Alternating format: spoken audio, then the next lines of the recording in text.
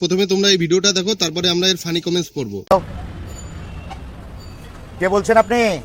500 টাকা phone pay করুন, তারপরে কথা। ফোনটা এবার ফ্লাইট মোড করে দেবো, কারণ এত ফোন সম্ভব নয়। কিন্তু এটা তোমার কাজের ফোন তো। কোনো ভিআইপি আছে তার 1000-1500 ফোন ঢোকে প্রতিদিন।